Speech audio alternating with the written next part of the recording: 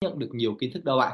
Được không nào? Rồi, bao nhiêu trong số tất cả anh chị em mình chúng ta cam kết mình sẽ là một người học tập nghiêm túc nhất, kỷ luật nhất, chúng ta comment tôi ạ. À, rồi, thì ngày hôm nay thì chúng ta sẽ đến một trong những cái chương sách rất là hay trong quyển sách Sức mạnh của tiềm thức. Hôm nay thì chúng ta sẽ đi đến chương số 7 với chủ đề đó là khuynh hướng của tiềm thức là hướng đến đời sống ạ. Và ở trong chương này thì tác giả có chia sẻ như sau này. Đó là kho báu ở bên trong bạn. Hãy tìm câu trả lời cho những ước vọng nơi trái tim bạn. Rất là hay đúng không ạ? Hơn 90% đời sống tinh thần của bạn là tiềm thức. Nếu bỏ qua sức mạnh kỳ diệu này, bạn đã đánh mất rất nhiều cơ hội trong cuộc đời. Vậy thì hơn 90% đời sống tinh thần của bạn là tiềm thức. Vậy thì nếu như ngày hôm nay anh chị chúng ta mới biết để vận dụng tiềm thức, vậy thì trong khoảng thời gian vừa qua chúng ta đã bỏ lỡ đi 90% đời sống tinh thần của tiềm thức để giúp cho anh chị thành công và giàu có rồi. Cho nên rằng là anh chị thấy rằng là tiềm thức nó chiếm tới 90%, và tiềm thức nó có quyền năng rất lớn trong cuộc sống của chúng ta, đúng không ạ? Tiềm thức hay còn gọi là trí huệ vô lượng, vô lượng minh triết, nó có những cái tên khác nhau là như vậy, đó gọi là tiềm thức anh chị. Vậy thì sao anh chị chúng ta hình dung được rằng là tất cả những cái điều tinh túy trong cái vũ trụ này tức là trong cuộc sống này chúng ta có một cái nguồn data tổng, đó chính là cái vũ trụ anh chị, và bản thân của chúng ta là một cái vũ trụ thu nhỏ. Và anh chị biết một điều rằng là 90% của tiềm thức đó là data, tổng hợp data, những cái kiến thức, những cái thông tin, những cái nền tảng này trên thế giới này, đó là một nguồn data tổng. Tức là nó sẽ tổng hợp những cái kinh nghiệm, những cái trải nghiệm của tất cả mọi người trên thế giới này. Ví dụ như là cái nguồn data tổng có thể là kiến thức của các vị nhân chẳng hạn, kiến thức của các thánh nhân, kiến thức của các bậc thầy Gara Guru trên thế giới này. Và anh chỉ biết rằng là tất cả những người thành công trên thế giới này thì sao những cái kiến thức của họ có mất đi không những kiến thức của họ không mất đi, và kiến thức của họ được lưu truyền từ đời này qua đời khác.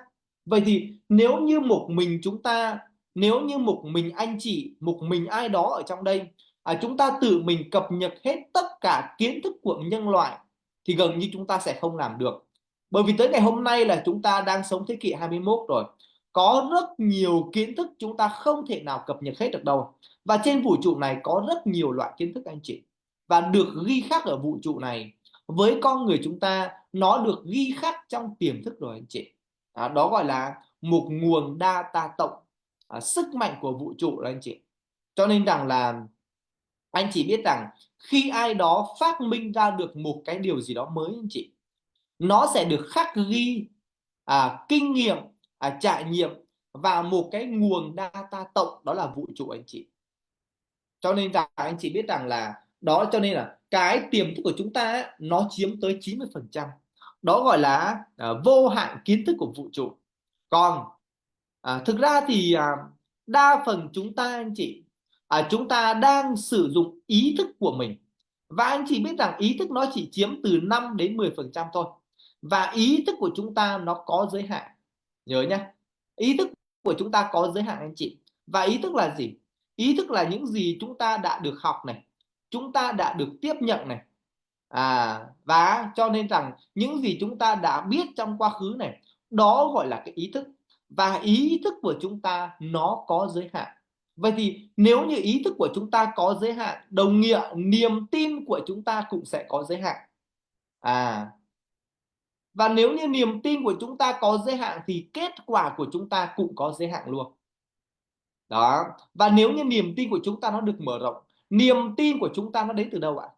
Niềm tin của chúng ta nó đến từ những kiến thức chúng ta nạp vào. Kiến thức của bạn có, ví dụ như là bạn ở bên cạnh nhiều người giàu đi, cho dù bạn chưa giàu, nhưng ở bên cạnh nhiều người giàu thì bạn học được kiến thức của nhiều người giàu khác nhau. Vậy thì lúc đó bạn có niềm tin bạn sẽ giàu không ạ? Đó, chưa giàu nhưng mà bạn bên cạnh nhiều người giàu quá đi ạ, cho nên rằng bạn sẽ học được kiến thức từ họ và bạn sẽ có niềm tin bạn sẽ giàu. Vậy thì niềm tin nó đến từ việc kiến thức. Kiến thức của anh chị hiện tại tới đâu thì niềm tin hiện tại của anh chị tới đó. Đó là như vậy anh chị. Cho nên rằng là niềm tin của bạn chỉ mở rộng khi kiến thức của bạn mở rộng. Vậy thì chúng ta biết được điều này, chúng ta cần phải phát triển bản thân của mình lên, gia tăng phát triển. Đó là như vậy anh chị. Cho nên rằng ngày hôm nay, ngoài việc chúng ta chỉ đang sử dụng 15% đến 10% của ý thức thôi, anh chị chúng ta cần phải biết vận dụng 90% của tiềm thức, của vũ trụ, kiến thức của nhân loại anh chị. Không chỉ chúng ta học kinh nghiệm của chính mình trong quá khứ, mà chúng ta cần phải biết cách vận dụng tiềm thức là gì. Đó là chúng ta học cách kinh nghiệm của nhiều người khác ở ngoài kia. Bạn không thể nào từ một mình học kinh nghiệm của chính mình thôi, không được. Bởi vì như vậy chúng ta sẽ có bị giới hạn. Nhưng việc chúng ta học kinh nghiệm, học trải nghiệm, học từ những người khác, thì chúng ta đang học những cái kiến thức ngoài vũ trụ đó anh chị. Còn nếu như chúng ta chỉ học của chúng ta thôi á, là chúng ta chỉ đang giới hạn về mặt đó là ý thức về chính bản thân của mình thôi. Cho nên là anh chị nên nhớ này, bản thân của chúng ta ngày hôm nay, chúng ta đang thừa hưởng gì ạ? Tất cả các tri thức của nhân loại ở ngoài kia. Ở ngoài kia có rất nhiều loại kiến thức anh chị. Thậm chí kiến thức về sự giàu có, về sự khỏe mạnh, về sự hạnh phúc, ở ngoài kia có rất là nhiều. Nhưng đa phần con người chúng ta ấy, chúng ta không biết tới đâu để học, không biết bắt đầu từ đâu, mà chúng ta thường bị giới hạn trong cái suy nghĩ và ý thức của mình thôi. Và anh chị nên nhớ rằng ý thức của chúng ta thì chúng ta biết rồi, nó sẽ được tiếp nhận thông qua 5 giác quan. Đó là 5 giác quan là gì anh chị? Đó là gì ạ? Tay, mắt, mũi, miệng và cảm nhận của chúng ta. Đó là 5 giác quan của chúng ta. Và cho nên rằng vậy thì 5 giác quan của chúng ta như vậy nó sẽ bị có giới hạn anh chị. Bởi vì chúng ta không thể nào một mình mà chúng ta khám phá được tất cả kiến thức của nhân loại được. Và chính vì điều đó rất nhiều anh chị chúng ta bị giới hạn, cho nên chúng ta không thể nào thành công được. Cho nên rằng một cách tốt nhất để cho bạn mở rộng cái tiềm thức của mình ra, đó là hãy học từ nhiều người khác, hãy học từ nhiều người thành công khác. Đó là như vậy đó anh chị. Vậy thì Thông sẽ nói cho anh chị một chút xíu về ý thức đi ạ. Ý thức là gì ạ?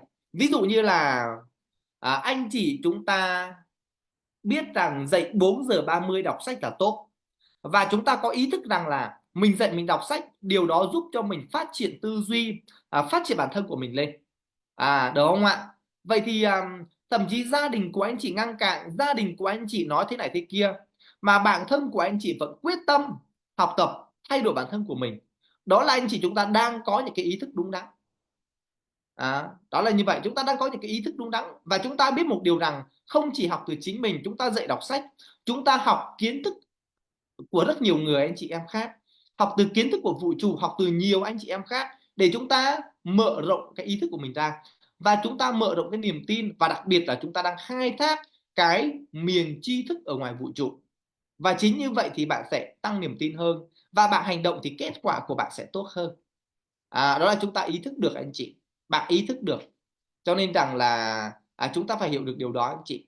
Ví dụ như cá nhân của Văn Thông đi, mình ý thức được rằng mình cần phải ăn sạch này, mình cần phải ăn uống lành mạnh này, để mình bảo vệ được cái sức khỏe của mình anh chị. Mình cần phải uống cái gì, mình phải ăn cái gì, để mình thanh lọc được cái cơ thể của mình, để mình bảo vệ được cái sức khỏe của mình. Thì chúng ta biết được anh chị, và khi chúng ta biết được điều đó thì có phải như là chúng ta sẽ có ý thức tốt hơn. Vậy thì chúng ta biết được điều đó do đâu ạ? Bởi vì chúng ta thấy ai đó đã ăn đúng, uống đủ, vận động hợp lý, họ đã có một cái cơ thể khỏe mạnh rồi, và chúng ta chỉ cần rằng học theo họ thôi, là có phải như là chúng ta đang khai thác một miền trí tuệ vô biên ở ngoài vũ trụ rồi. Và cái điều đó sẽ giúp cho anh chị ngày càng khỏe mạnh hơn, ngày càng tích cực hơn. Đó là như vậy anh chị. Cho nên rằng là chúng ta phải thay đổi. Cho nên rằng là anh chị biết rằng là cái ý thức, cái nhận thức của chúng ta ấy, nó sẽ thông qua 5 giác quan, đúng không ạ? Và anh chị biết một điều rằng đa phần con người chúng ta ấy, đa phần rất nhiều anh chị em chúng ta ít đọc và chúng ta ít tìm tòi. Cho nên rằng là chúng ta sẽ sử dụng được cái bản năng của mình thôi. Đó, cho nên để rút ra những điều tinh túy trong cái cuộc đời này, thông qua tiềm thức, đúng không ạ? Thì tiềm thức sẽ bắt đầu lập trình lại bản thân của anh chị, để chúng ta xây dựng cho mình những cái ý niệm, những cái kiến thức, những cái sự hiểu biết để giúp cho anh chị chúng ta thay đổi được cái thế giới bên trong của anh chị. Bởi vì anh chị chúng ta hình dung như vậy này, tiềm thức ấy, tiềm thức nó giống như là nước thôi anh chị. Nhiều khi chúng ta nói như vậy này, bạn không cần phải trở thành một con người, bạn gì ạ, bạn hãy trở nên vô minh như nước. Bởi vì anh chị biết một điều rằng là ở trên thế giới này anh chị, cái gì là mạnh mẽ nhất ạ? Cái gì mà nó âm thầm nó mạnh mẽ nhất thế giới này anh chị? Đó là nước anh chị. Nước là một trong những cái mà nó mạnh mẽ nhất trên thế giới này. Bởi vì anh chị chúng ta biết một điều rằng là sao ạ? Những nơi sạch sẽ nhất như khách sạn ở resort, nước được nước gì ạ, cũng thấy, chúng ta cũng thấy nước. Những nơi như là hầm cống bẩn thỉu nhất chúng ta cũng thấy nước. Đúng không ạ? Gần như là nước là một trong những cái thứ mà nó mạnh mẽ nhất trên cuộc đời này. Và anh chỉ biết rằng khi chúng ta rót nước vào cái ly thì nước nó sẽ có hình dạng của một cái ly đấy, đúng không ạ? Nếu như chúng ta rót nước vào một cái ca chẳng hạn đi, nước nó sẽ trở thành hình dạng của một cái ca. Khi bạn rót nước tới một cái vật nào đó thì nó sẽ trở thành cái vật tương tự như vậy, đúng không anh chị? Đó là như vậy đó anh chị, cho nên rằng là hãy vô minh như nước, hãy uyển chuyển và mạnh mẽ như nước, hãy thông tuệ như nước. Đó là như vậy đó anh chị, đó là sự minh triết của nước ạ. Cho nên rằng là nước sẽ len lỏi được vào bất kỳ những cái vật nào. Đó như vậy anh chị, cho nên rằng tiềm thức á, là vô lượng minh triết, vô lượng trí tuệ, đúng không ạ? Như vậy anh chị hình dung chưa? Cho nên rằng là anh chị phải học như vậy. Cho nên rằng chúng ta đừng ghét bỏ bất kỳ ai, cũng không cần phải trách móc bất kỳ ai. Hãy vô minh như nước, hãy mạnh mẽ như nước, hãy uyển chuyển như nước. Cho nên rằng là người khác nói gì kệ, hãy uyển chuyển, hãy mạnh mẽ, hãy bình thản như nước. Cho nên rằng là anh chị chúng ta hình dung được điều đó. Cho nên rằng là đúng không ạ? Cho nên là tư tưởng á, và niềm tin của mình ở đâu thì anh chị biết rằng là tiềm thức sẽ hưởng ứng ở đó. Cho nên rằng là anh chị biết rằng tiềm thức của chúng ta ấy, tiềm thức của chúng ta nó phụ thuộc vào cái ý thức của chúng ta. Cho nên rằng là vậy thì ngày hôm nay, ví dụ như anh chị chúng ta nhìn thấy lý do tại sao rất nhiều người ngồi thiền họ lại muốn ngồi dưới một cái thác nước ví dụ như vậy, họ muốn ngồi họ muốn ở bên cạnh những cái dòng nước chảy lác đác như vậy, để làm sao để họ tĩnh lặng lại, họ lấy sự minh triết, họ lấy sự uyển chuyển, hay họ lấy sự trong veo như nước để họ có thể đi vào trong tiềm thức của mình. Vậy thì anh chỉ biết một điều sao ạ? Ý thức của chúng ta nó tiềm thức của chúng ta nó phụ thuộc vào ý thức rất là nhiều. Tuy rằng tiềm thức nó chỉ chiếm tuy rằng ý thức chỉ chiếm 10% thôi, mà tiềm thức nó chiếm tới 90%. Cho nên rằng ý thức là người gác cộng, đúng không ạ? Và anh chị chúng ta biết một điều rằng sao ạ? Để tiềm thức của bạn nó phụ thuộc vào ý thức, vậy thì ý thức của bạn cần phải liên tục phát triển. Ý thức của chúng ta cần phải thông minh hơn thì tiềm thức mới vận hành được anh chị.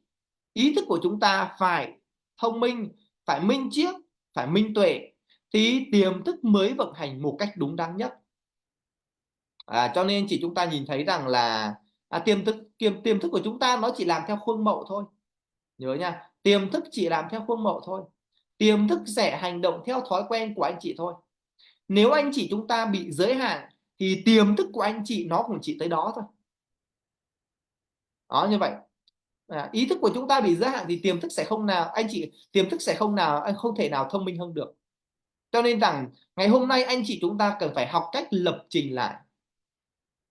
Bởi vì tiềm thức nó chỉ hành động theo trên kinh nghiệm và trải nghiệm của anh chị thôi, và nó chỉ được hành động theo thói quen anh chị đã được lập trình cho chính nó trước mà thôi.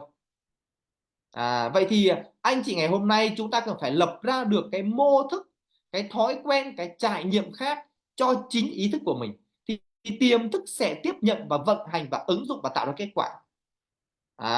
Đó là như vậy anh chị, đúng không ạ? Cho nên ví dụ nha, Ví dụ là sao ạ? Ví dụ như là nhiều lần, có rất nhiều lần trong cuộc sống anh chỉ làm một công việc gì đó, khi chúng ta đang làm chúng ta thấy nó khó quá, nó không dễ dàng với anh chị, và sau đó chúng ta dừng lại, chúng ta bỏ cuộc. Và cứ mỗi lần bạn gặp khó khăn bạn bỏ cuộc, cứ mỗi lần bạn gặp khó khăn ý thức của bạn nói là bỏ cuộc đi, và tiềm thức của bạn say yes, ok bỏ cuộc chủ nhân ơi. Bạn làm 3 công việc, tới một cái đoạn nào đó nó hơi khó bạn bỏ cuộc. Giống như việc mà bạn leo lên một ngọn núi, ngọn đồi, bạn leo lên được 50 bước thôi, bạn đuối quá, bạn mệt, bạn bỏ cuộc. Bạn làm cái gì một chút xíu thôi bạn cũng cảm thấy rằng là vượt quá giới hạn của bạn, bạn bỏ cuộc. Có một chút xíu thôi là chúng ta sẽ bỏ cuộc. Và khi chúng ta bỏ cuộc như vậy thì anh chỉ có mở rộng thêm được điều gì không ạ? Không có cái việc gì dễ dàng đâu anh chị. Không có cái gì dễ dàng cả. Mà bạn có trí tuệ hay là không thôi. Và chỉ có một chút xíu thôi là bạn bỏ cuộc anh chị, và chúng ta dừng lại. Vậy thì khi mà chúng ta dừng lại như vậy thì trong vô thức những lần sau này, tới một lúc nào đó nó hơi khó khăn, tiềm thức còn nói là gì ạ? Chủ nhân ơi bỏ cuộc đi.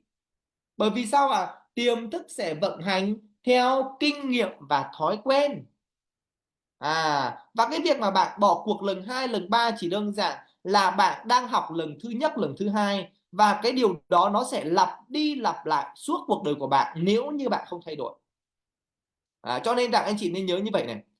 Vấn đề ấy, nó lớn và nó nhỏ ấy, nó không phải nó lớn và không phải nó nhỏ đâu, nó đến từ cái cách phản ứng của bạn, nó đến từ suy nghĩ của bạn, nó đến từ niềm tin của bạn, nó đến từ sự hiểu biết của bạn. Chứ vấn đề nó không lớn, mà cũng không có vấn đề nhỏ. Với nhiều anh chị, nợ ngân hàng 2 tỷ là lớn, nhưng với nhiều anh chị nợ ngân hàng 200 tỷ đó mới là lớn. Vậy thì đâu mới là con số lớn thực sự? Vậy thì lớn hay không lớn nó không đến từ con số, mà nó đến từ niềm tin, suy nghĩ, hiểu biết và thói quen bên trong của anh chị. Đúng không cả nhà mình? Ôi nhiều anh chị chỉ cần thiếu nợ 10 triệu thôi là chúng ta gọi là chúng ta hú hồn hú vía rồi, chứ đừng nói là 2 tỷ. Đúng không ạ? Còn nhiều anh chị chúng ta nợ 2 tỷ chúng ta vẫn thấy bình thường ạ. Có mà. Có nhiều anh chị sao ạ? Người ta nợ 50 tỷ người ta bảo thôi có 50 tỷ có gì đâu, bình thường mà. Đấy, bởi vì sao ạ? Nó không phải là con số. Nó đến từ có nhiều người thiếu người khác 200.000 thôi là cuống lắm rồi anh chị. Thực sự nhá, có nhiều người nhá, thiếu nợ thiên hạ có 200.000 thôi họ đã lo lắm rồi, chứ đừng có nói gì là 2 tỷ anh chị. Hình dung mà, có nhiều người cả cuộc đời không muốn để nợ ai luôn ấy. Đúng không ạ? Cho nên 200.000 thôi là họ bị luống cuống lắm rồi đó. Có không anh chị? Có. Vậy thì lớn hay nhỏ nó không phải là con số, mà lớn hay nhỏ nó đến từ suy nghĩ, góc nhìn, kiến thức, niềm tin của mỗi con người. Say yes. Đúng không ạ? Nó nằm ở chỗ đó đó anh chị. Cho nên rằng là đừng nhìn bên ngoài để chúng ta xử lý, hãy nhìn vào bên trong của mình đi ạ. Hãy nhìn vào suy nghĩ, cảm xúc bên trong của anh chị. Vấn đề nó không phải lớn hay nhỏ đâu, nó đến từ phản ứng của anh chị. Đúng không ạ? Cho nên rằng chúng ta phải được huấn luyện anh chị, phải được huấn luyện, phải được thay đổi. Bạn đang chú tâm vào điều gì trong suy nghĩ của anh chị? Có anh chị chúng ta lập trong mô thức như vậy này. Có nhiều anh chị nhá, kiểu như là thông cùng thấu thị thấu thính mà. Nhiều anh chị chúng ta không gặp nói chuyện được vài lần thôi, là nhiều anh chị đó chúng ta xây dựng trong cái mô thức là gì ạ? Giống như cách đây tầm cái đợt mà thông ra Hà Nội anh chị, thông ra Hà Nội hôm offline vào tháng tháng 6 đúng không ạ? Sau khi kết thúc hết thì thông có gặp một người chị.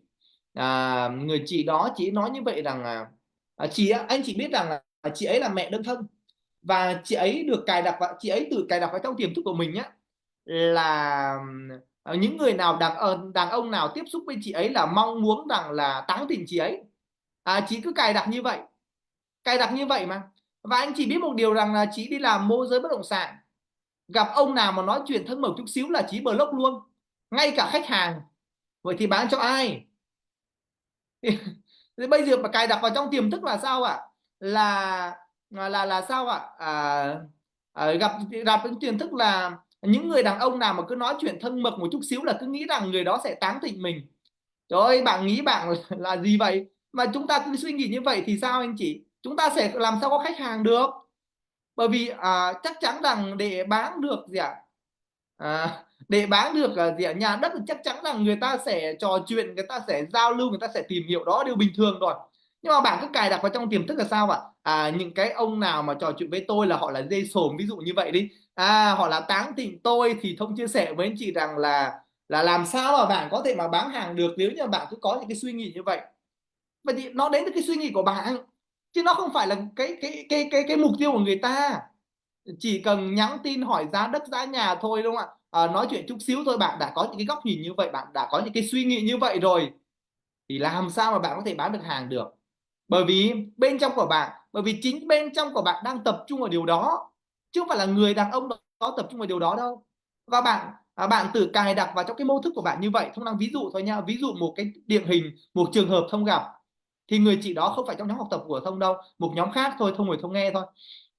Và anh chỉ biết một điều là sao ạ? Và chúng ta tự cài đặt vào trong cái mô thức như vậy ấy, thì chúng ta gặp ai chúng ta cũng có những cái niềm tin như vậy.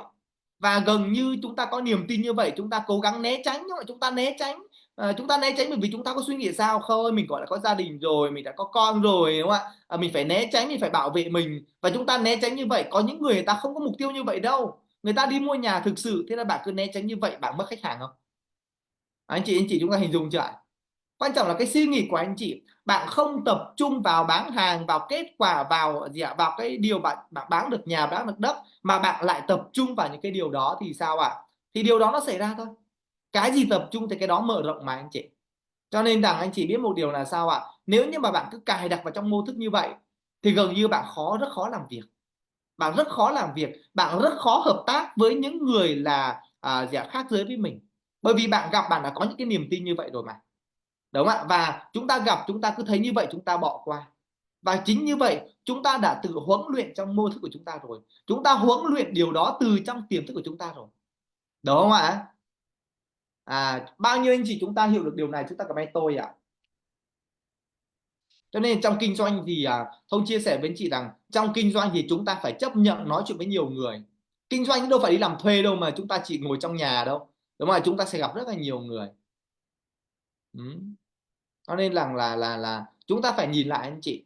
Cho nên hoặc những anh chị em nào mà lúc này Thông nói đấy, nhiều anh chị chúng ta làm một chút xíu chúng ta bỏ cuộc, thì trong vô thức những lần sau chúng ta cũng rất dễ bỏ cuộc. Cho nên với cá nhân của Văn Thông thì tối ngày hôm qua Thông chia sẻ rồi, đã làm cái gì thì phải làm ra hồn luôn, làm ra kết quả luôn, làm thành công luôn. Và khi bạn làm thành công luôn ấy, thì sau này bạn có bước vào lĩnh vực khác, bạn làm thì bạn cũng sẽ hướng đến sự thành công luôn.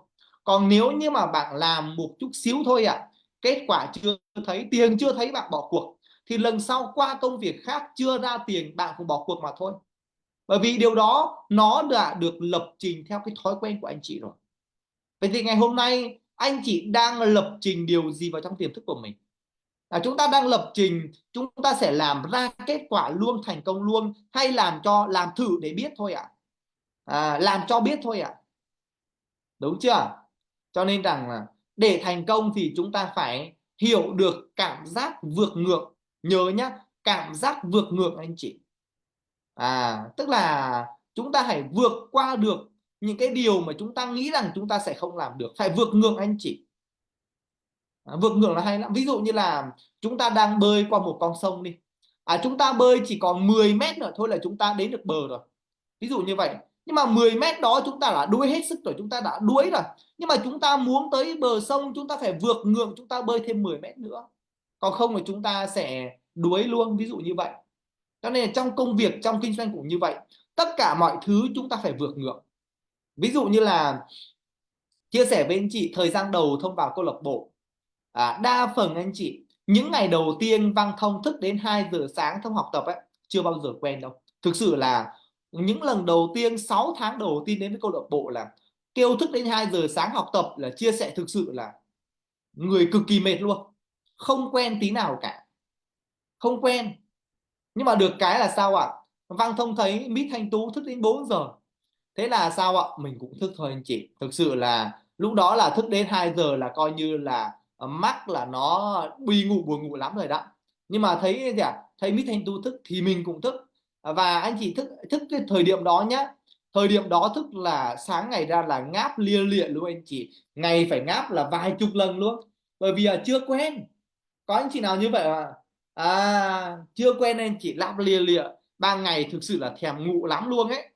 Nhưng mà anh chị biết rằng là khi chúng ta vượt ngược ấy, có mà có đúng không ạ, có không biết là bởi vì cơ thể con người thì khi không chịu đựng được thì nó sẽ báo hiệu mà. Nhưng mà khi mà chúng ta vượt quen anh chị, chúng ta vượt ngược được ấy, là chúng ta ngủ cũng đúng khung giờ đó, chúng ta ngủ đúng cái số tiếng đó, nhưng mà chúng ta dậy ngáp nó dần dần nó ít đi. Thậm chí những là ngày đầu chúng ta thức ấy, cái đầu của chúng ta nó nhức nhức ấy, anh chị ạ. Nhưng mà một thời gian dài bạn làm được, cái điều đó nó không xảy ra nữa. Nó hay lắm, cho nên là chúng ta phải vượt ngược anh chị. Không nói như vậy thì không phải là khuyến khích anh chị phải như vậy ngay tại thời điểm này, chúng ta phải cân bằng được một chút xíu, đúng không ạ? Và chúng ta lập trình và chúng ta vượt ngược anh chị. Và khi chúng ta vượt ngược sau này, chúng ta có gặp một cái điều gì đó nó hơi bị áp lực, thì gần như chúng ta sẽ vượt ngược tốt hơn, đúng chưa nào? Ví dụ như là ba miền Bắc Trung Nam vậy đó, thông thì không so sánh với miền nào, nhưng mà đa phần thì cái sự khó khăn của người miền Trung thì sẽ giúp cho họ vượt ngược nó tốt hơn, đúng không anh chị? Đúng không ạ? Cái sự khó khăn của người miền Trung thì chắc chắn một điều rằng khi họ gặp thách thức thì bản thân của họ vượt ngược nó tốt hơn rất là nhiều. Đơn giản như cá nhân của Văn Thông ấy, Văn Thông đi ra nước ngoài làm việc từ năm 17 tuổi, không phải 18 đâu anh chị.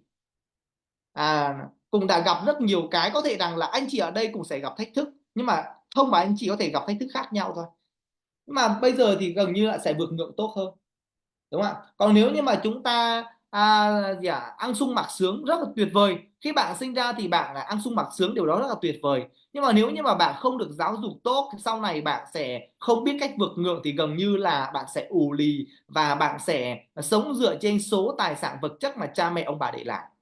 Còn nếu như mà bạn sinh ra trong một nơi, một gia đình cực kỳ giàu có, rất là tuyệt vời. Bởi vì sao? Mà nếu như bố mẹ và ông bà được dạy cho bạn cách vượt ngược, dạy cho bạn sự đúng đắn về trí tuệ, thì sau này bạn vượt ngược tốt hơn ông bà nữa, thì gần như sự thành công của gia đình bạn nó sẽ tốt hơn. Đó là như vậy đó anh chị. Cho nên rằng là anh chị chúng ta cần phải lập trình vào trong tiềm thức, chúng ta phải vượt ngược. Cho nên ngày hôm nay anh chị đang bị áp lực về tài chính, ngày hôm nay anh chị đang chưa dư dả về tiền bạc, ngày hôm nay anh chị đang bị gia đình phản đối, ngày hôm nay anh chị đang gặp một cái thách thức nào đó trong việc ngồi đây học tập, gia đình phản đối rằng là tại sao học tập nhiều như vậy, làm cái này có thành công không, hay là ngày hôm nay anh chị đang bị áp lực vào công việc, xin chúc mừng anh chị, đó là cái ngưỡng anh chị phải vượt qua. Chúng ta cho mình một tràng vỗ tay đi ạ. Đó là cái ngưỡng chúng ta cần phải vượt qua. Và khi chúng ta vượt qua được thì chắc chắn một điều rằng thành tựu về tài chính, về những gì anh chị hướng đến, nó sẽ đến với anh chị. Không tự nhiên mà chúng ta có một cục tiền trên tay đâu anh chị, bằng cách chúng ta phải vượt ngược. Chúng ta ngồi đây để chúng ta vượt ngược là dễ đó. Ngoài kia nhá, nhiều người người ta phải vượt ngược bằng công việc truyền thống, nó rất rất là thách thức. Lĩnh vực truyền thống cực kỳ thách thức để vượt ngược luôn ạ. Giấy tờ pháp lý, đúng không ạ? Thậm chí là phải liên tục gặp công an, rồi các sở ban ngành này kia, gặp ông này ông kia, chú này chú kia, đúng không ạ? Thực sự với chị là quá nhiều việc phải làm. Quá nhiều việc phải làm, chúng ta ngồi đây chúng ta vượt ngược là quá dễ dàng. Ở ngoài kia để vượt ngược, chia sẻ với chị là không dễ dàng đâu. Chúng ta phải nhìn ra được. Cho nên là đừng bao giờ nhìn cái vấn đề của bạn là quá thách thức, hãy vượt qua nó đi anh chị, không có gì đâu ạ. Cho nên là hãy biết ơn khi chúng ta đang ở trong cái ngưỡng. Hãy biết ơn nhé, khi bạn có cái ngưỡng để vượt. Nhiều người không có ngưỡng để vượt anh chị. Khi bạn vượt ngưỡng là đồng nghĩa bạn đang phát triển. Nó chỉ đơn giản như vậy thôi. Như vậy không ai nói với mọi người như vậy này. Khi bạn đang cảm thấy không có thời gian để làm việc khác, thì đó là cái lúc bạn đang phát triển đấy. Còn bạn dư dả thời gian để đi ngủ, để làm nhiều việc khác, xin lỗi, bạn đang đi xuống. Nói như vậy. Cho nên khi mà chúng ta nhìn thấy rằng chúng ta không còn thời gian nữa, chúng ta bí bách thời gian, không còn thời gian để làm việc khác nữa, thì anh chỉ biết rằng là bạn đang phát triển đó. Khi bạn cảm thấy rằng không có nhiều thời gian cho gia đình con cái, mà học tập làm việc rất nhiều, thì bạn đang phát triển mà. Đúng không ạ? Có ai lên núi mà cảm thấy khỏe bằng xuống núi đâu. Đúng chưa ạ? Cho nên rằng là để bạn thành công thì chắc chắn rằng bạn phải vượt ngược. Đúng là cho nên rằng Có nên có một câu nói là áp lực thì mới tạo ra kim cương ấy. Thì Thông thì không thích dùng từ áp lực. Nỗ lực phấn đấu thì bạn sẽ trở thành một viên kim cương. Còn chả gì gọi là áp lực cả. Áp lực nó đến từ suy nghĩ của bạn thôi, chứ chả gì là áp lực. Còn nếu như mà bạn nằm trong vùng an toàn, đúng không ạ, sướng quá, đúng không ạ, bạn muốn ngày hôm nay 8 tiếng phải. Cho nên Thông nói trong công việc của Văn Thông ấy, trong công việc của Văn Thông ấy, có nhiều anh chị thành công người ta nói như vậy này: thành công ở nơi đây ấy, nó không tính ở việc là bạn vào đây bao nhiêu lâu, nó không tính rằng bạn vào đây mấy năm rồi, mà nó tính rằng thời gian bạn làm việc bao nhiêu. Tính vào thời gian bạn làm việc, chứ không tính vào số năm bạn vào đây. Ví dụ như là bạn vào đây 5 năm rồi, nhưng một ngày bạn chỉ dành ra 3 tiếng bạn làm việc thôi. Và người khác người ta vào đây mới 2 năm, một ngày người ta dành ra 15 tiếng người ta làm việc. Thì thành công nó không tính ở số năm, và người thành công nó tính được cái số giờ làm việc. Bao nhiêu anh chị chúng ta hiểu được tư duy này, chúng ta comment tôi ạ. Cho nên đừng bao giờ nghĩ rằng mình vào đây 3 năm, 4 năm rồi tại sao mình chưa thành công, mà nhiều anh chị vào đây 5 tháng, 6 tháng, 8 tháng, 1 năm họ lại thành công như vậy. Bởi vì thành công nó không tính ở số năm, thành công nó tính vào số giờ làm việc. Nắm được tư duy này anh chị, đúng không ạ? Nhớ nhá, thành công nó tính vào số giờ bạn bỏ ra để bạn làm việc mỗi ngày. Nó như vậy anh chị, cho nên chúng ta phải nhìn được anh chị ạ. Chúng ta phải nhìn được. Cho nên rằng là vấn đề nó không lớn hay nhỏ, nó đến từ cái suy nghĩ trong cái mô thức của anh chị.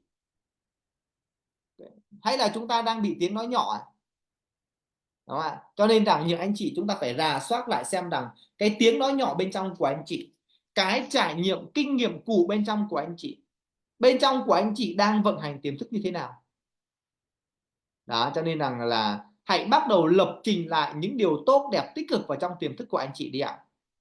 Còn nếu hãy lập trình về điều gì ạ? Hãy lập trình về sự thành công. Lập trình là gì ạ? Làm cái gì cũng dễ.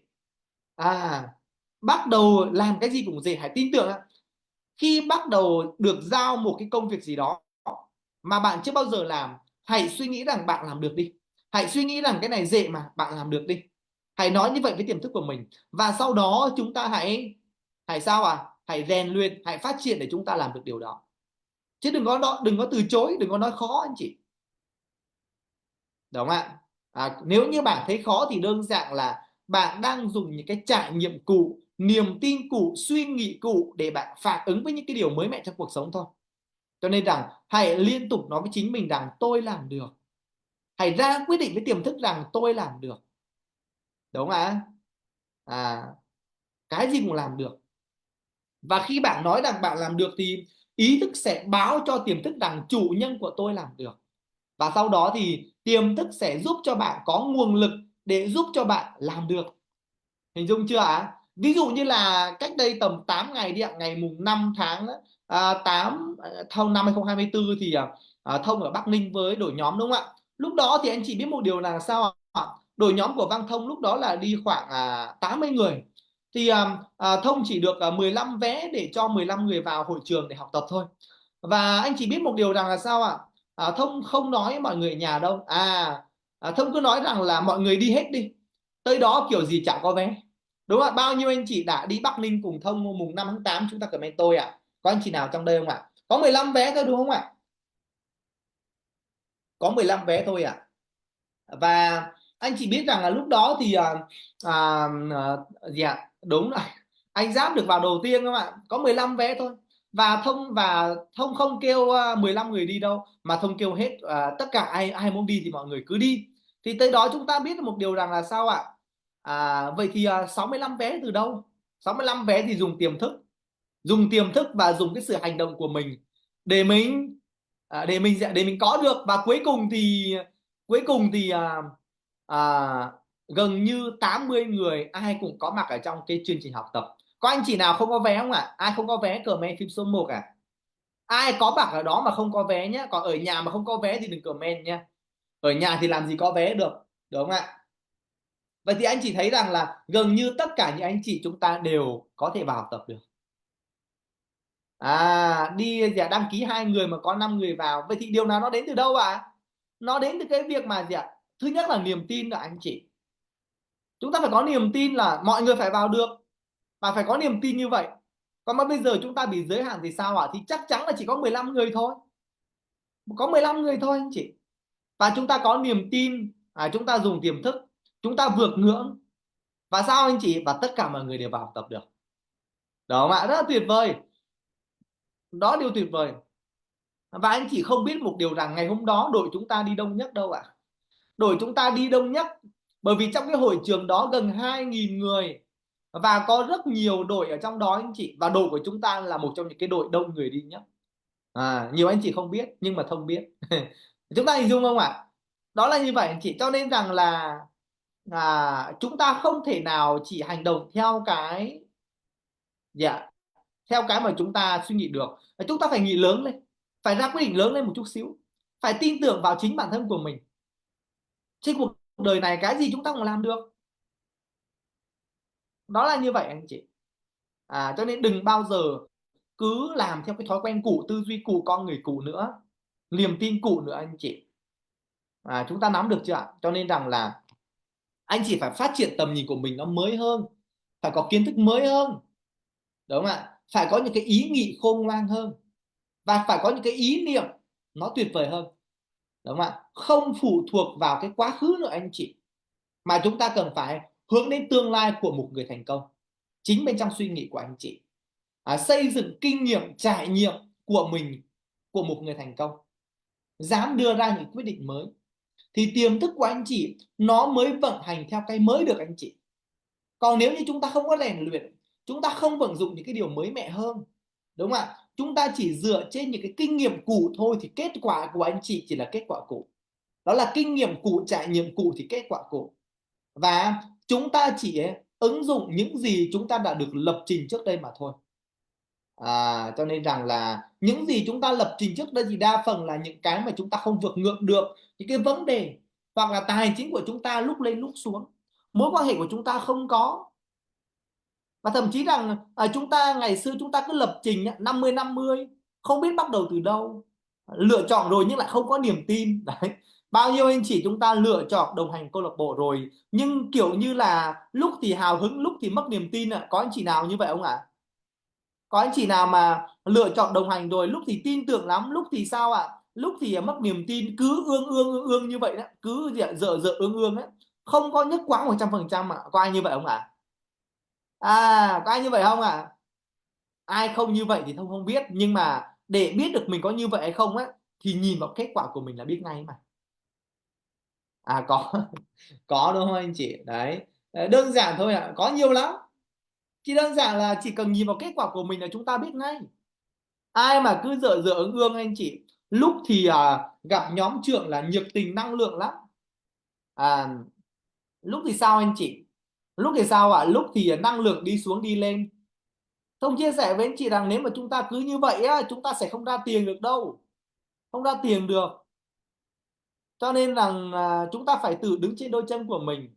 Khi bạn đã lựa chọn rồi thì bạn thực sự là nhóm trưởng chỉ là người hỗ trợ phụ bạn thôi, nhưng mà người chính thức ấy, đó là chính bạn.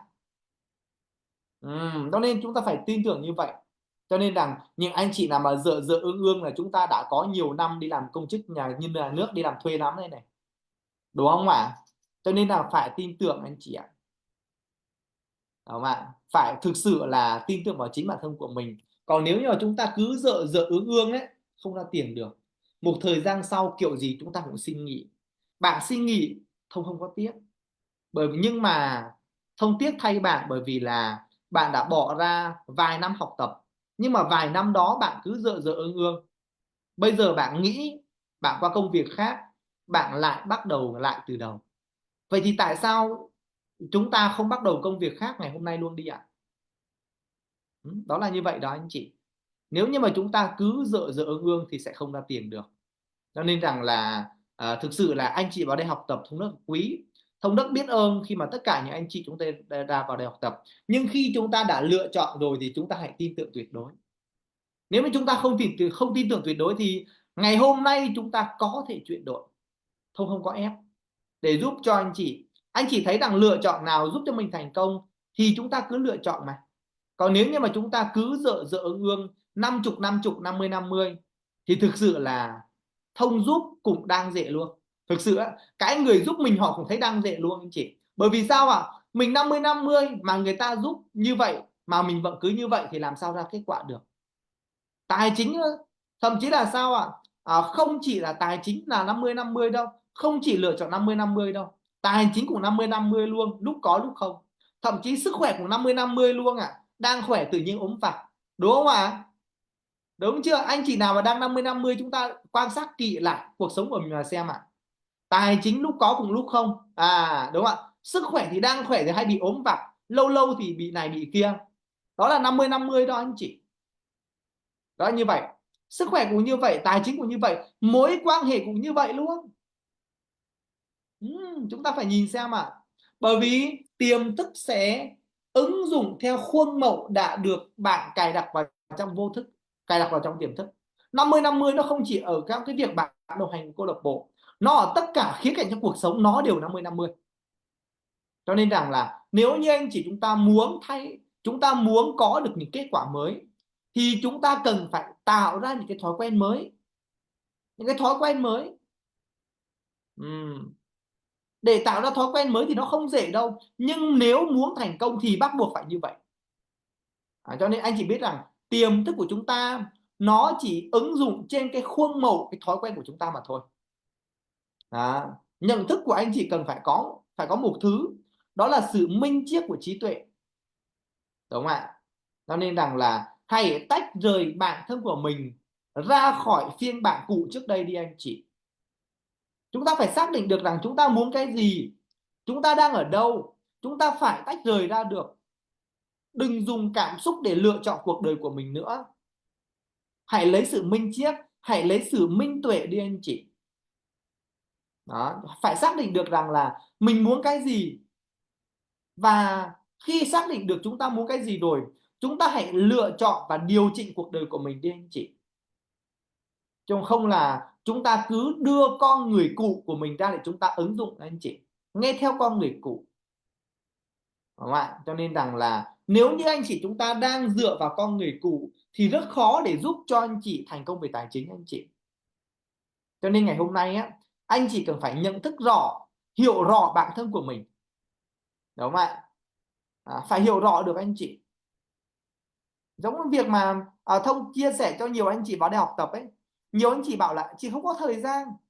Vấn đề không phải không có thời gian, mà người đó đã được lập trình vào cái việc mà trong tiềm thức quá lâu rồi.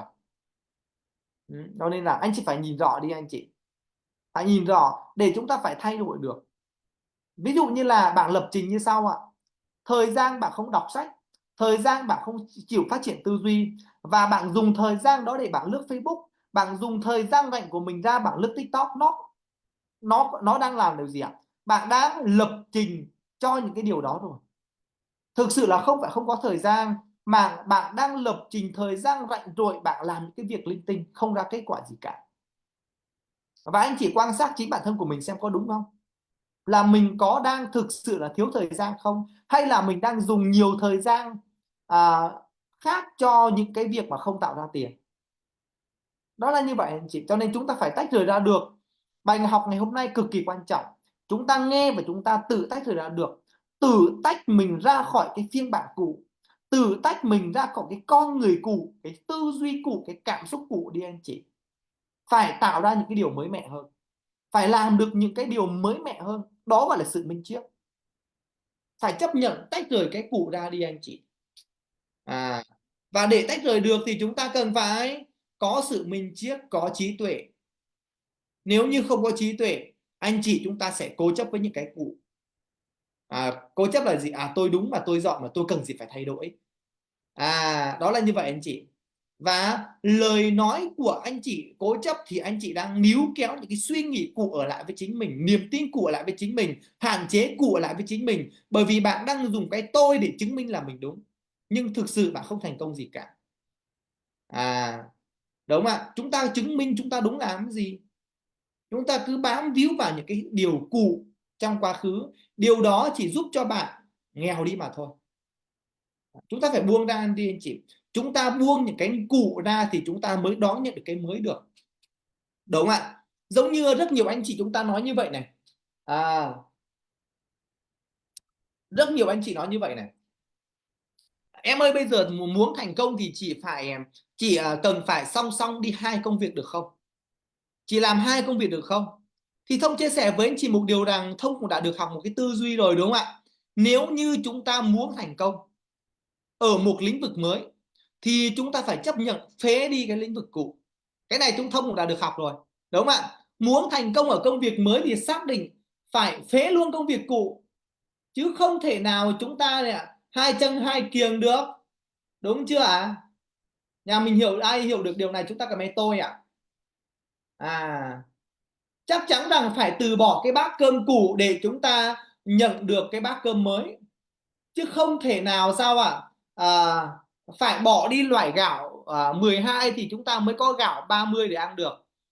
Còn mà bây giờ Thông chia sẻ với anh chị một nồi cơm, bạn cho một một nồi cơm, bạn sẽ cắm hai bát cơm đi, bạn sẽ cắm hai chén cơm, bạn sẽ vò hai lon gạo, nói như vậy cho chị dễ hiểu, đúng không ạ? Một lon gạo bạn để sao ạ? Gạo 12.000 một cân, 12.000 một ký.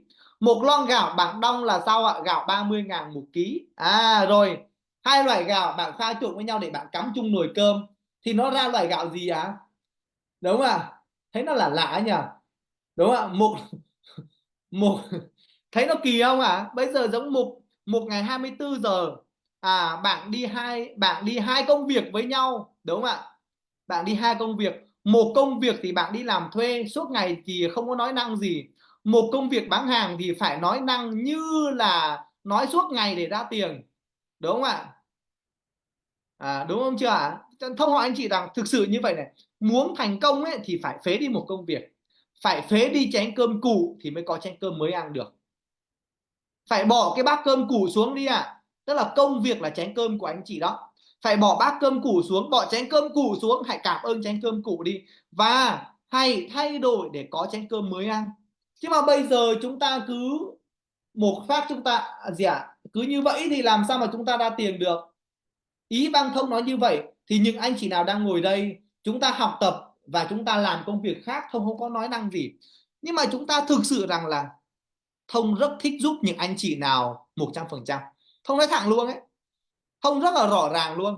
Mà bây giờ sao ạ? Nhóm trưởng ơi, em nhá, một ngày em 3 công việc. Thông chia sẻ với anh chị rằng là thôi, đừng nhờ Thông giúp đỡ gì nữa hết. Bởi vì sao ạ? Nhiều anh chị bảo sao, nhiều anh chị một kỳ lắm, đang làm 2 3 công việc, muốn thành công như những người tập trung 100% cơ. Tham vậy, đúng không ạ? Cực kỳ tham luôn, thì làm sao mà Thông có thể giúp được khi mà chúng ta đang có những cái suy nghĩ và niềm tin như vậy. Anh chị hình dung chưa à nhà mình dung bạn tập trung cỡ nào thì kết quả nó chỉ ở cỡ đó thôi, chứ làm sao mà kết quả nó sẽ tốt lên được anh chị, nó sẽ cao bằng những người mà tập trung 100% được.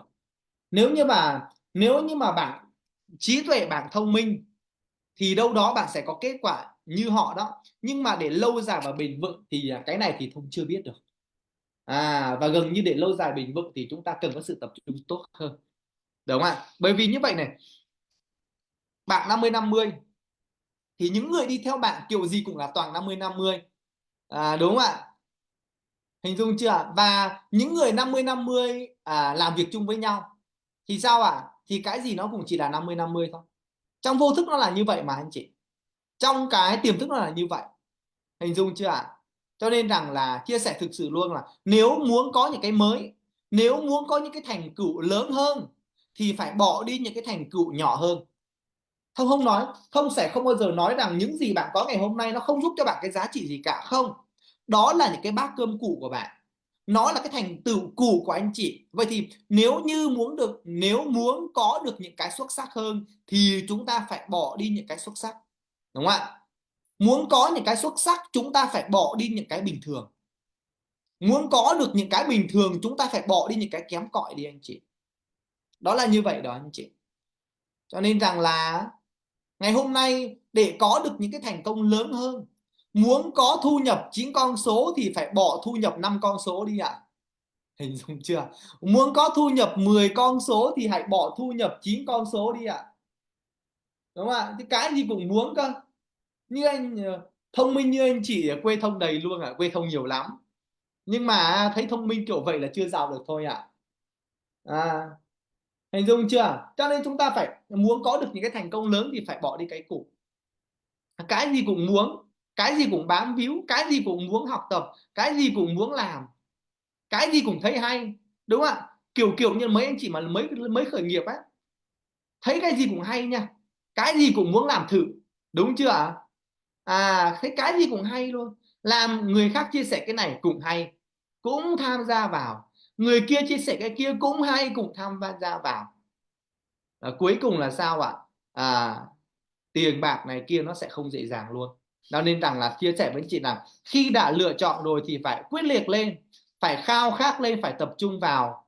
Sự tập trung của bạn đến đâu thì thành công của bạn sẽ đến đó. Phải buông ra được, phải học cách buông ra anh chị, đúng không ạ? Đó là như vậy ạ. Và ở trong đây thì tác giả có chia sẻ như sau này, tôi sẽ đọc cho chúng ta nghe này. Ở trong này thì tác giả có chia sẻ như sau này: nếu tư tưởng của bạn hài hòa với nguyên tắc sáng tạo của tiềm thức, bạn đã bắt nhịp được với những nguyên tắc hòa hợp bẩm sinh. Nếu bạn nuôi dưỡng những tư tưởng không phù hợp với nguyên tắc hài hòa, chúng sẽ đeo đẳng bạn, khiến bạn hoang mang, sinh bệnh, và nếu tình trạng này kéo dài có thể sẽ dẫn đến cái chết. à, và và anh chị nên nhớ rằng, cho nên chúng ta phải luôn tin vào cái năng lực của tiềm thức của chúng ta, đó là sự khỏe mạnh. Cho nên rằng là niềm tin bên trong của anh chị như thế nào thì kết quả của anh chị sẽ như vậy.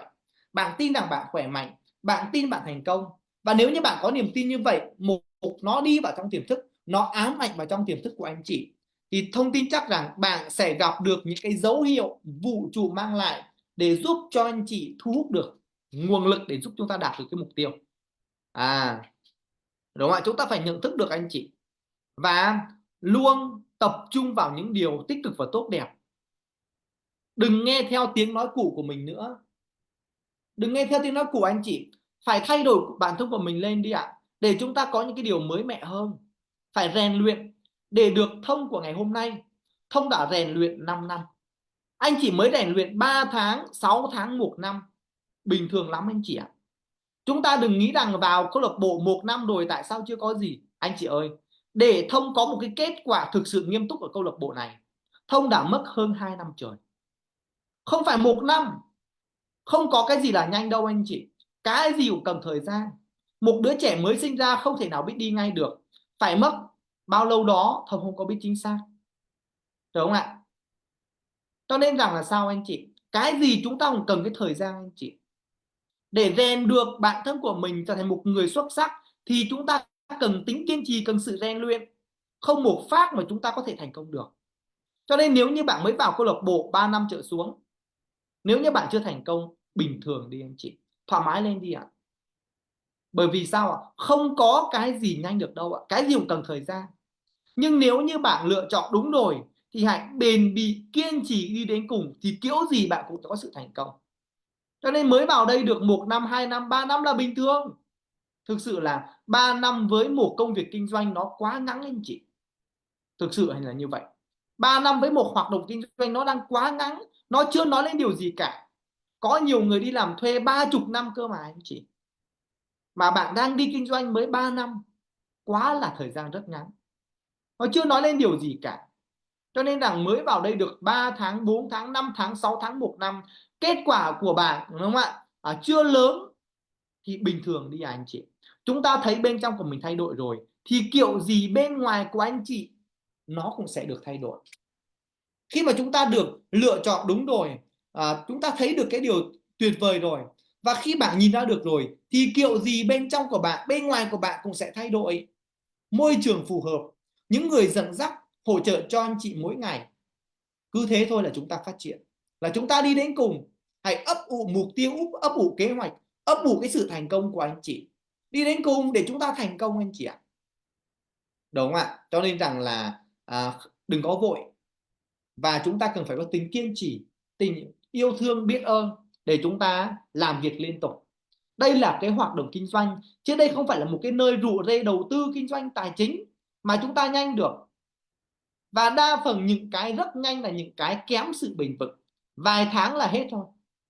Chúng ta phải nhìn ra được anh chị, đúng không ạ? Cho nên rằng là hãy nhìn được điều đó. Bao nhiêu anh chị chúng ta vào đây trên 1 năm rồi ạ? Chúng ta comment tôi ạ. Bao nhiêu anh chị biết đến câu lạc bộ trên 1 năm rồi ạ? đồng hành câu lạc bộ trên 1 năm rồi, chúng ta comment tôi ạ. Cũng khá là nhiều đúng không ạ?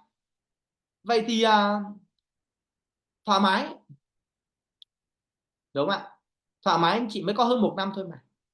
Thông vào đây gần được 5 năm rồi, ôi nhanh nhỉ. 5 năm nhưng mà làm việc chính thức thì 3 năm 8 tháng 9 tháng gì đó thôi anh chị. Còn gần 2 năm đầu tiên thì Thông chỉ ngồi học tập thôi, Thông chỉ ngồi phát triển bản thân thôi. Thậm chí lúc đó năng lượng lên năng lượng xuống anh chị. Nhưng mà sao ạ? Hơn 3 năm vừa qua thì Thông rất là nghiêm túc để Thông đi với câu lạc bộ trí tuệ ưu tú. Và khi mà Thông tập trung thì kết quả Thông nó lớn nha. Ở đây có những anh chị đi cùng Văn Thông 3 năm nhưng mà đồng hành chính thức đâu đó là 2 năm thôi. Có những anh chị vào đây là đa phần, nhiều anh chị vào đây là 1 năm độ xuống. Chỉ có cái nhóm bên kia là có những anh chị đi Văn Thông 4 năm thôi. Hình dung chưa anh chị? Rất là và thoải mái đi anh chị. Chúng ta cần thêm thời gian nữa để chúng ta thành công lớn về tài chính, về sức khỏe và về mối quan hệ. Đúng không ạ? Bao nhiêu anh chị chúng ta có niềm tin mình sẽ thành công, chúng ta comment tôi ạ. Tôi thành công ạ. Được chưa ạ? Được chưa anh chị? Hãy tốt nghiệp được cái tư duy này. Không đánh giá phán xét đổ lỗi cho chính bản thân của mình, và chỉ tập trung vào một cái cuộc sống bạn mong muốn trong tương lai thôi. Thực tế anh chị không ảo tưởng. Đó, như vậy đúng không ạ? Hãy biết yêu thương bản thân của mình, tán dương khen thưởng chính bản thân của mình. Hãy phát triển mình lên anh chị. Hãy thay đổi được cái suy nghĩ, niềm tin trong tiềm thức của anh chị. Nỗ lực lên là chúng ta có kết quả thôi. Đâu anh chị? Được chưa nào? Rồi, và đó là cái nội dung mà Thông muốn chia sẻ cho anh chị trong buổi sáng ngày hôm nay, là để giúp cho anh chị chúng ta nắm bắt thêm một số cái kiến thức trong cái chương trình học tập Zoom buổi sáng, đúng không ạ? Và ngày 25 tháng 8 này chúng ta có một cái quy trình quy trình đúng không ạ? Hòa hợp mối quan hệ hòa hợp mối quan hệ của mình với tiền. Ngày 25 tháng 8 này thì anh chị nào chưa có mặt trong nhóm rèn luyện thương tâm trí thì chúng ta nói chuyện với những người bạn của mình để chúng ta có mặt trong nhóm rèn luyện thương tâm trí, được không anh chị?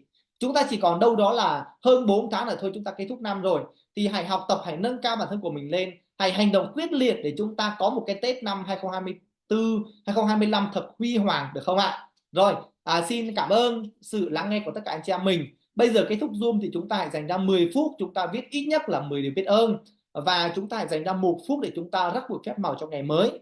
Và Thông cảm ơn tất cả anh chị cô đã theo dõi trong buổi sáng ngày hôm nay. Chúc cho anh chị một ngày làm việc hiệu quả, thành công và giàu có. Xin chào và hẹn gặp lại.